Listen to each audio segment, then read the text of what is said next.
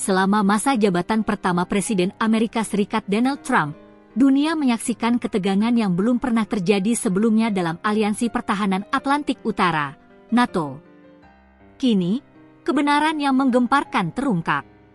Mantan Sekretaris Jenderal NATO, Jens Stoltenberg, dalam kutipan dari memoarnya On My Watch, mengklaim bahwa aliansi tersebut nyaris bubar setelah Trump mengancam akan menarik Amerika Serikat keluar. Klaim ini menegaskan bahwa ancaman Trump bukanlah retorika kosong, melainkan sebuah krisis eksistensial yang nyata bagi NATO. Mengapa Trump begitu marah? Dan bagaimana para pemimpin Eropa mati-matian menyelamatkan aliansi tersebut? Mari kita bedah. Drama KTT 2018, Trump mengancam cabut. Klaim Stoltenberg berpusat pada momen genting di KTT NATO 2018 di Brussels. Trump merasa Amerika Serikat menanggung beban keuangan yang terlalu besar. Trump mengeluh bahwa Amerika Serikat menanggung 80 hingga 90% dari biaya aliansi, dan dia tidak melihat alasan untuk tetap berada di sana kecuali Eropa meningkatkan kontribusi militer. Stoltenberg mengutip pernyataan eksplosif Trump. "Dengar, jika kami pergi, kami pergi. Anda membutuhkan NATO, sangat membutuhkan. Kami tidak membutuhkan NATO." Stoltenberg menekankan, jika Amerika Serikat benar-benar keluar, aliansi itu akan mati.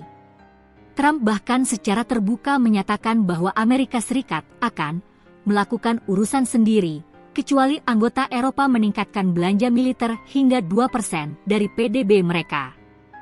Mantan kepala NATO itu menulis bahwa jika Trump benar-benar menarik diri, perjanjian dan jaminan keamanan blok itu akan menjadi tidak berharga. Hal ini menyoroti betapa mutlaknya ketergantungan NATO pada partisipasi Amerika Serikat. Upaya diplomasi darurat para pemimpin Eropa. Melihat blok di ambang keruntuhan, para pemimpin Eropa bergegas meredakan ketegangan dan menyelamatkan aliansi. Angela Merkel, Kanselir Jerman saat itu, dan Emmanuel Macron, Presiden Prancis, berusaha keras menenangkan situasi. Mark Rutte, mantan Perdana Menteri Belanda, yang kini memimpin NATO, memainkan peran kunci dalam membujuk Trump agar tetap bertahan. Rutte berhasil meyakinkan Trump dengan mencatat bahwa negara-negara anggota blok telah meningkatkan belanja mereka secara kolektif sebesar 33 miliar $, sekitar 547,8 triliun rupiah. Trump akhirnya setuju untuk tetap berada di NATO setelah ia secara terbuka diberikan pujian atas peningkatan belanja tersebut. NATO di tengah perang dan kritik Kremlin. Kontroversi ini terjadi di tengah konteks geopolitik yang semakin panas, terutama dengan Rusia. Kritik Moskow secara konsisten menyatakan kekhawatiran atas peningkatan militerisasi NATO dan berulang kali menggambarkan ekspansi ke timur blok tersebut sebagai salah satu akar penyebab konflik Ukraina. Status perang de facto, juru bicara Kremlin Dmitry Peskov baru-baru ini bahkan menyatakan bahwa NATO kini secara de facto berperang dengan Rusia.